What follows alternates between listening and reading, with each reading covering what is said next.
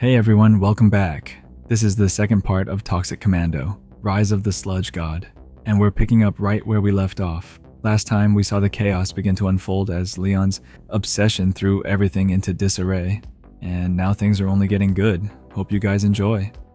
Leon is clearly pushing himself to the breaking point. Amy tries to convince him to rest, urging him to change his clothes, eat, and take care of himself, but Leon refuses, explaining that there's too much at stake and that he can't afford to stop now. He views his sacrifice as necessary, even if it means his own well-being. Leon's conviction that he's about to change the world consumes him, and despite Amy's concern, he pushes forward with relentless determination. Amy's sarcastic remark that he has definitely changed the world shows that she acknowledges the damage he's caused. Commander Gallagher confronts Leon with authority, making it clear that he's going to fix the mess he's caused. The tension between them is palpable, and Leon, ever defiant, tries to assert his own control, but Gallagher shuts him down swiftly. Leon, unbothered by her challenge, casually pours himself a drink. He attempts to maintain control of the situation by dismissing the fee he's paying Gallagher, but his insistence on his own vision still stands in the way of reason. Gallagher, however, cuts to the heart of the matter, stating that Leon's dream is dead. What he thought he could achieve is no longer possible.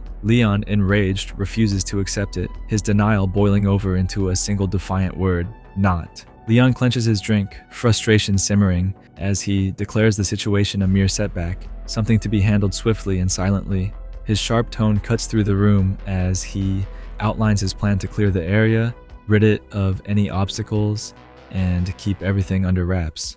He glares at the commander, warning her in no uncertain terms. She's on his payroll, and he won't hesitate to throw her under the bus if she slips up. Her stern response is immediate. "Yes, sir." Satisfied, he takes a measured sip. "Then get to work." Commander Gallagher pushes her team hard, demanding a clean sweep of the drill site. There's a palpable sense of frustration and urgency in her voice. However, Rains, one of her soldiers, begins expressing doubt. He hesitates, suggesting they should just leave the area entirely, revealing his unease. His words evoke the cultists' beliefs, mentioning that the site drew them. It's clear that Rains is on edge, feeling an inexplicable pull towards something dark and foreboding. Gallagher, though, is having none of it. She cuts him off sharply, commanding him not to lose his nerve and reminding him of his duty, telling him to get his act together or risk being replaced. The tension between them escalates, and though Rains tries to assure her that he's fine, there's a lingering doubt in his eyes. The squad, led by Commander Gallagher, continues to advance toward the drill site. Harley, one of the more energetic and reckless soldiers, voices his disappointment at the lack of action so far, clearly itching for a fight. His casual attitude contrasts sharply with the eerie, ominous atmosphere of the scene. He's hoping for something to shoot at, anything to break the tension. As Harley chatters on about wanting some boom-boom action, the rest of the team remains more focused. They're tense, especially Rains, who is clearly disturbed by something.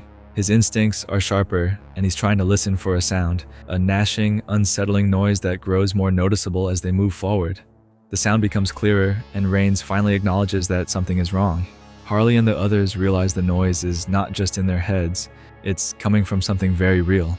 The soldiers face the horrifying reality of the sound they've been hearing. The chatter is revealed to be a massive horde of grotesque, undead creatures, their numbers overwhelming and their expressions filled with malevolent hunger. The noise builds as more creatures appear. The soldier standing at the forefront is paralyzed with fear as the swarm of undead monsters closes in. The sheer number of these abominations is staggering. The moment of tension breaks as one soldier screams in terror as one of the grotesque creatures grabs him, sealing his fate. Jesse is trying to reach Dell over the radio. His expression is tense and desperate as he holds his rifle, but there's no response from Dell. Rain's experiencing something eerie. He talks about hearing a sound that's incredibly close, almost like it's calling to him. Chaos intensifies. The horde of creatures presses in on the squad.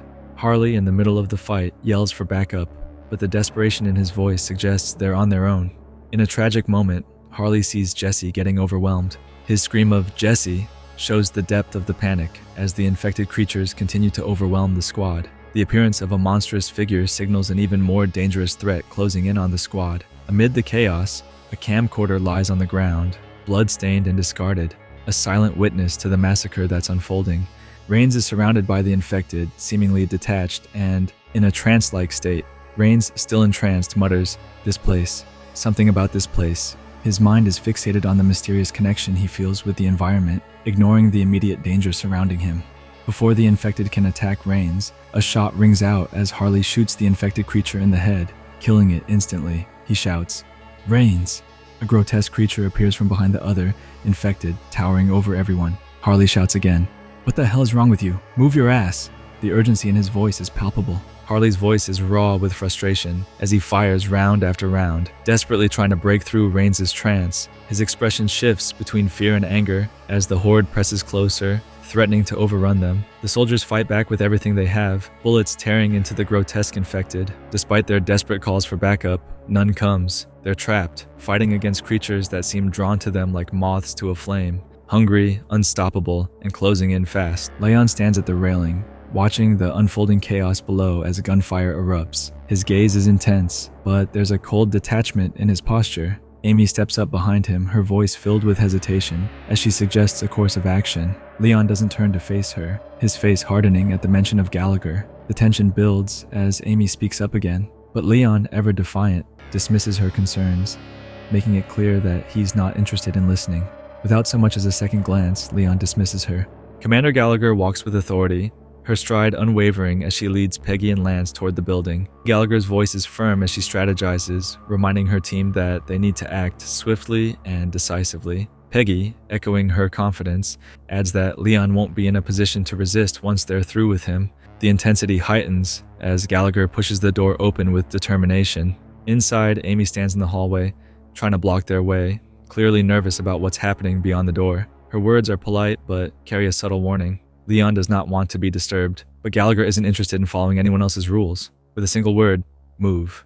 Gallagher dismisses Amy's attempt at resistance. Amy, exasperated, backs off as Gallagher moves forward. She opens the door, immediately shouting for Leon. Leon sits confidently behind his desk. His tone is casual, even mocking, as he addresses them, seemingly unconcerned about the gravity of the situation. Peggy and Lance enter, their expressions stern, clearly here for serious business. Peggy warns Leon about his reckless behavior and the dangers he's brought upon the company, the surrounding area, and possibly the entire planet. They have asked him to set up a containment zone, but he continues to ignore their requests, acts oblivious to the gravity of the situation. Lance steps in, his voice filled with anger, as he accuses Leon of having blood on his hands. He points out that lives have been lost because Leon failed to act responsibly and heed the warnings. The weight of this accusation lingers heavily in the air. Leon stands, raising his hands and proclaiming his innocence with a cold smirk, claiming that his hands are perfectly clean, further aggravating the situation. Leon is backed into a corner as the corporate forces close in. Peggy states with conviction that Leon is no longer in control. Her tone is authoritative and final, cutting off any protest from him, and she threatens to put him behind bars. He refuses to believe that his company can be taken away, still clinging to the notion of control. Peggy's expression remains calm, while Lance, standing behind her, adds pressure by offering to remove Leon by force. Peggy clarifies this isn't personal, just business. Leon finally snaps and lunges at the woman, but Gallagher immediately stops him. Although he strongly disagrees with the CEO's stance, the commander steps in to reinforce the CEO's point of view. Gallagher is approached by Harley as tension remains high. He sarcastically asks if the coup turned violent, showing his frustration with the situation. The commander immediately reacts to the news that Rains has gone AWOL. The moment shifts, her angry and frustrated expression showing that this new development is a serious problem. Harley, now with a grave expression, explains that Rains seems to have cracked under pressure. Gallagher is now facing the fact that Rains is out with the cultists, making the situation far more precarious. The machinery and the strange environment suggest that things are far from under control. The commander, rifle raised and eyes sharp, gives orders to the team. The focus is clear. This is a tactical mission to extract Rains, not an all-out slaughter. Harley acknowledges the commander's orders, but he's already on edge. His eyes dart around, wary of the creatures that lurk in the shadows. The attack is swift and brutal. The infected charge toward the team with manic ferocity, their hands reaching out, eager to tear apart their prey. One of the soldiers yells, "So much for doing this quietly," as the horde closes in. Their original plan for a subtle extraction has completely fallen apart. Harley's attention is drawn to something in the distance as his teammate yells, Look, over there! The creatures keep closing in, but this brief moment of distraction hints at the possibility of an escape route, though hope seems dim. The onslaught continues as Gallagher shouts, while laying down, suppressing fire. The infected are closing in fast, and the situation quickly spirals into a fight for survival. Gallagher and Harley press on through the darkness, weapons ready, when Harley spots something unnatural, black sludge oozing from the ground. Gallagher, however, isn't interested in playing detective. Doesn't matter. All that matters is getting out of here alive. He growls, his focus razor sharp, but before they can react, a massive, faceless creature bursts from the shadows, grabbing Harley in its crushing grip. His screams echo through the dark as he's hoisted into the air. The towering, faceless monster slams Harley into the ground with brute force. Gallagher, frantic, fights to free his comrade, unleashing a hail of bullets. Together, they manage to gain the upper hand, taking the beast down. But Harley, fueled by rage and desperation, doesn't stop. He goes for overkill, pumping round after round into the creature's lifeless body, ensuring it stays down for good. Gallagher refuses to back down and urges Harley to keep pushing through, but then she notices something is off. Harley isn't on her side anymore. His eyes are wild as he turns on her, leaping toward her in a frenzied attack. With more hesitation than you'd expect, Gallagher pulls the trigger, putting a bullet right through her old comrade face. Gallagher is in full survival mode, unloading her weapon at the remaining creatures, her frustration boiling over. With a fierce shout, she challenges whatever horror comes her way, ready for more.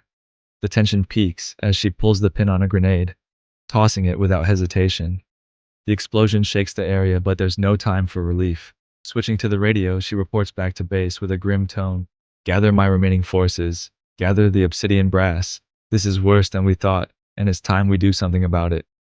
Well, everyone, that's a wrap on another chapter from John Carpenter's work.